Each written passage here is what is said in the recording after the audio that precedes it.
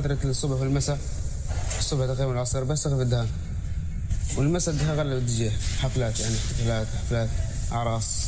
يعني تقريبا أنا عمري 15 سنة بلشت منسق موسيقي. تعلمت الشغلة هاي صناعية ومشيت عليها، مشيت للدراسة. والله اشتغلت مع مركز ومشيت معهم الشغل، مشيت للدراسة ولات الحالة هاي. يعني اهتميت بالشغل أكثر من الدراسة.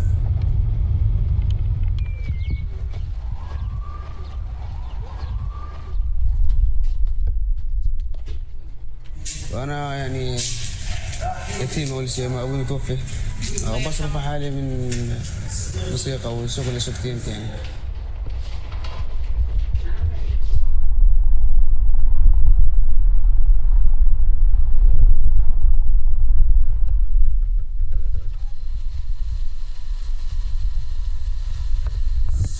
المشكلة عندنا هون يعني احنا تعودنا على شيء اسمه طش وهيك، واحد ما كانش ينتبه لدراسته.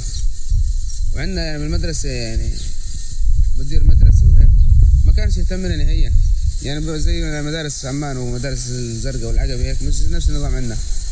يعني عمرك شفت طالب بداخل مع استاذه؟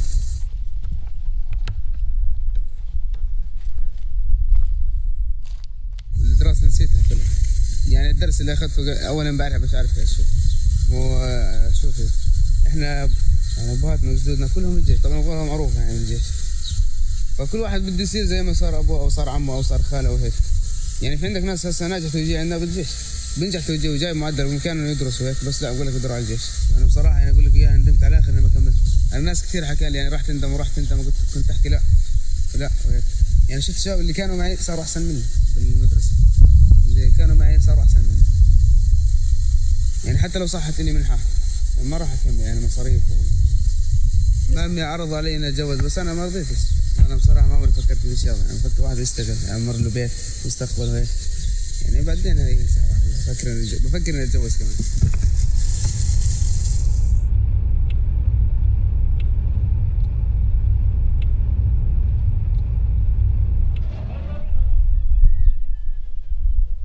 أنا كان عندي عيلة تألف من 10 أنفار، وأنا ومرتي 12 نفر.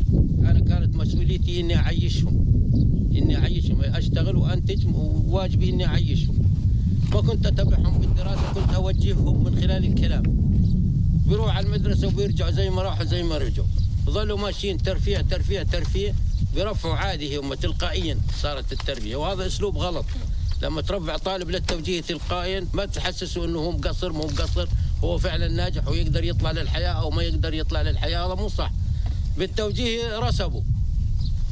انا في عندي ناس لهم 6 سنوات يطاردوا على الجيش، على الامن العام، على الشغل، على الفنادق، مو ملاقين شغل، قاعدين يعني عبء صاروا علي، وبيطالبوني باسكان، يطالبوني بزواج، يطالبوني بوظائف، يطالبوني، وماني قادر احقق لهم ولا شيء. احنا بالنسبه للمناطق الريفيه للامانه ما فيش بينا ولا واحد يقدر يتابع اولاده بالتدريس ولا بالتعليم ولا شيء. في اساتذه تربويين، في ناس متخصصين بالدراسات، احنا ما بنعلم. اللي عسكري كل 14 يوم يجي يروح يومين 3 بده يجيب اولاده ويقريهم، والمزارع اللي يسرع على الساعه 6 ويروح على الساعه 12 11 بالليل يكون عليه ميه، ما بيعرف عياله انه يقروا ولا ما يقروا، حتى بيعرف انهم ياخذ الشنطات يعطيهم المصروف، اذا معه اذا ما معه يروح بدون مصروف. في واحد بيدرس هاي اول ثانوي بدي يكمل غصب عنه. والله اليوم ما راح على المدرسه، والله اليوم ما راح.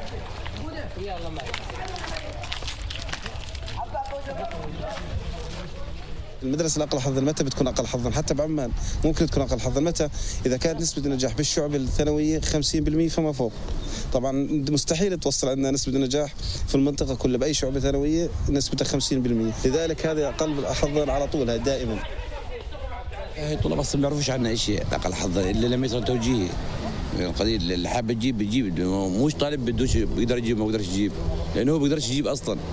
هاي القضية الأغلبية ما بيقدرش يجيب، هذا مستوى يعني ظروف البيئة اللي عايش بيها، درجة حارة زي هسه شهر 5 إذا ما كان مكيف يعني هو المعلم بيكون تعبان بالحصة، والصف مكتظ، صفوف مكتظة، يعني في صفوف 40 طالب ب 35 طالب، مو سهل.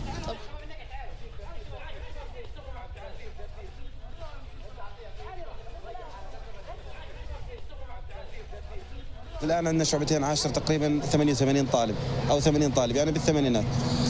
هي الآن وصل عندنا قديش؟ طبعا نفس العدد. المرحلة الثانوية الآن عندنا التوجيه 21، يعني بتقدر تقول لي تقريبا 60 طالب بتوزعوا على المهن، شيء بترك شيء ما بتابع، يعني بيصل بالشعب 20 25 طالب من أصل 80 ل 90 طالب. الهدف الأساسي للطالب أو طموحه صار مرتبط إنه ما بصدق يخلص توجيه حتى يروح على الجيش، بطل في هدف يعني انه يدرس طب او هندسه. هذا الهدف الرئيسي للطلاب كلهم، انه ما بصدق يخلص توجيه، عشان الله وصلونا توجيه يقدروا على الجيش.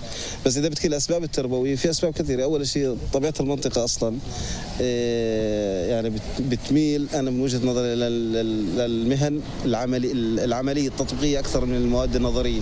يعني بتعرف زراعيه وصناعيه المنطقه.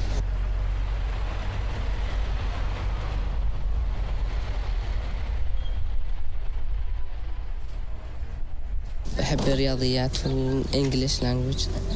يعني المعلمين، يعني في ناس بقول شدوا حيلكم الدراسة كويسة وإشي، في ناس بقول والله أنتم مش قرايين وأبصر إيش، بس إحنا لا قرايين أبصر.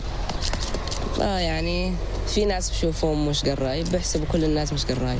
في ناس يحب الدراسة ويكمل ويتخرج، وفي ناس بايعها.